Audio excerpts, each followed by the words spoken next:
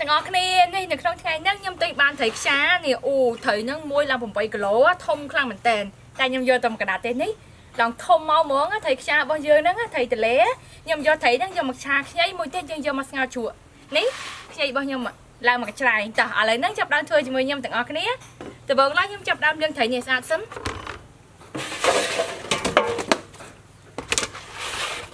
នេះខ្ញុំប្រើអំបិលដើម្បីលាងសម្អាតត្រីហ្នឹងណា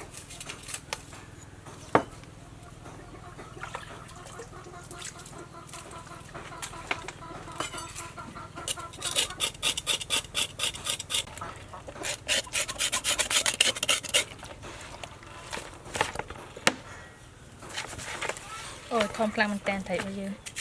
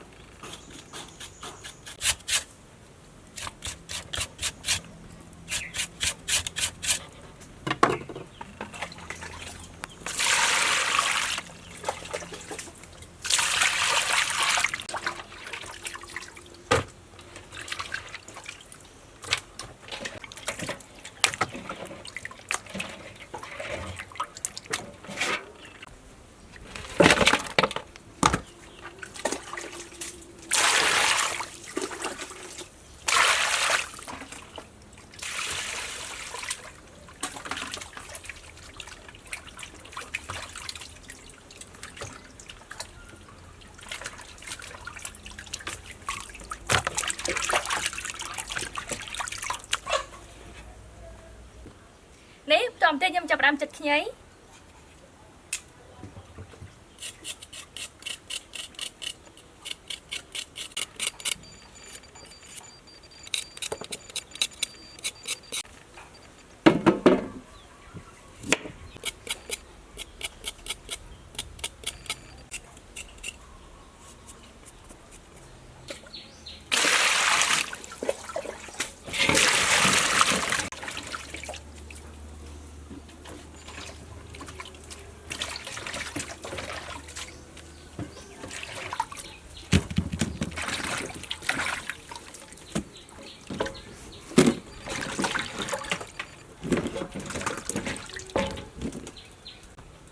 នេះឥឡូវខ្ញុំចាប់ផ្ដើមហាន់ខ្ញី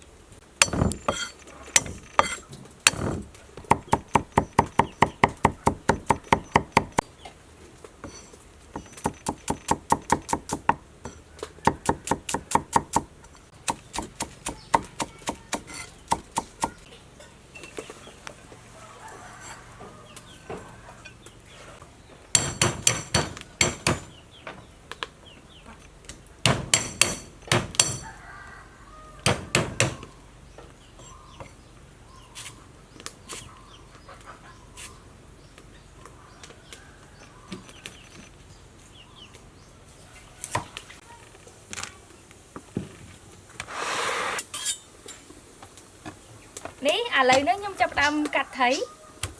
អូឡើងល្អខ្លាំងមែនតើហ្មងណា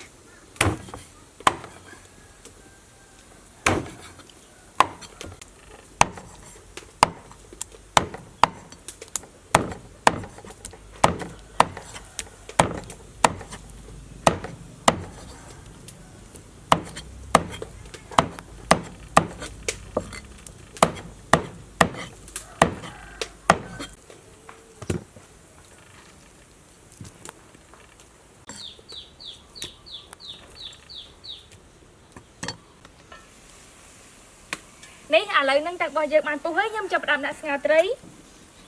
ខ្ញុំដាក់រំដេងគល់ស្គ្រីលើក្រូចសើចខ្ទឹមក្រហមខ្ទឹមសជាមួយនឹងម្ទេសទុំអំបិលបន្តមកទៀតខ្ញុំដាក់ត្រីចូល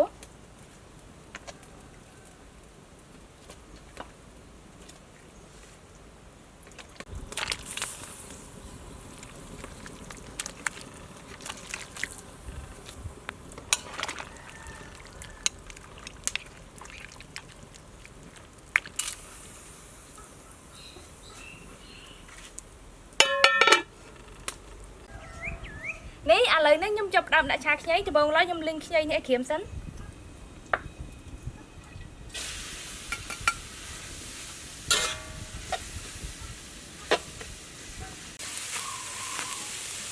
នេះឥឡូវនេះខ្ញីរបស់យើងបានក្រៀមល្អហើយខ្ញុំចាប់ផ្ដើមលើកវាចេញ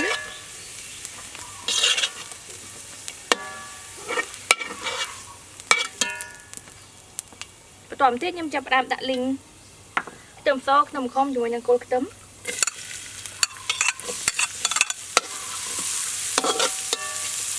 នេះខ្ទឹមរបស់យើងឈ្ងុយហើយខ្ញុំចាក់ទឹកត្រីចូលបន្តមកទៀតខ្ញុំដាក់ទឹកត្រីចូល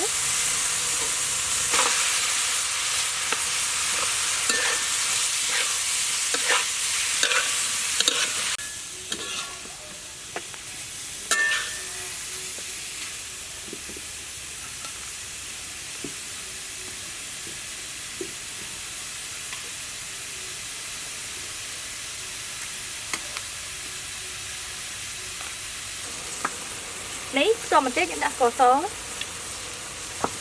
ម្សៅស៊ុប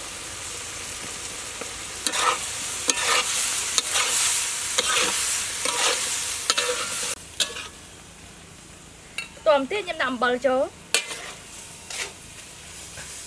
នេះខ្ញុំចាស់តាក់ចូលបន្តិច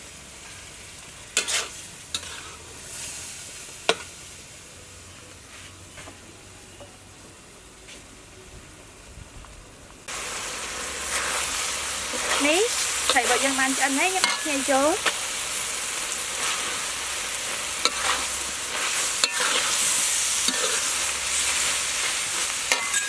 បន្ទាប់មកទៀតខ្ញុំដាក់ស្លឹកខ្ទឹម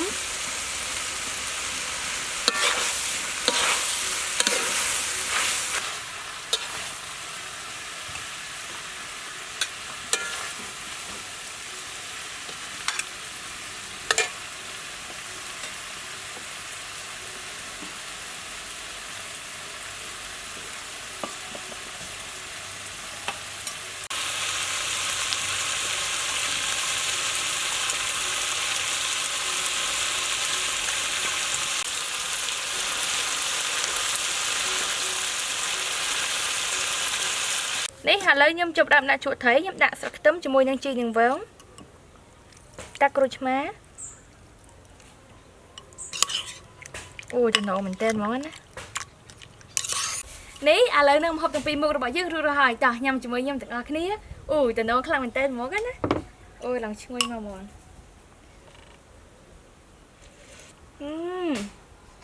ឆ្ងាញ់ខ្លាំងមែនតើ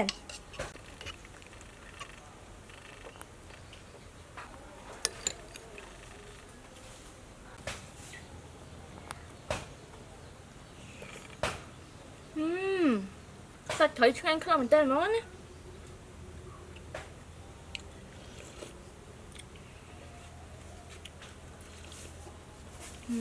ឆ្ងាញ់ខ្លាំងមែនតើ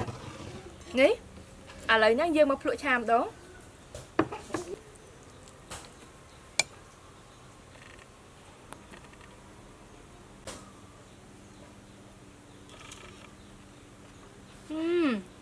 ឆាយកវិញក៏ឆ្ងាញ់ដែរសាច់ត្រីឡើងឆ្ងាញ់មកហ្មងណា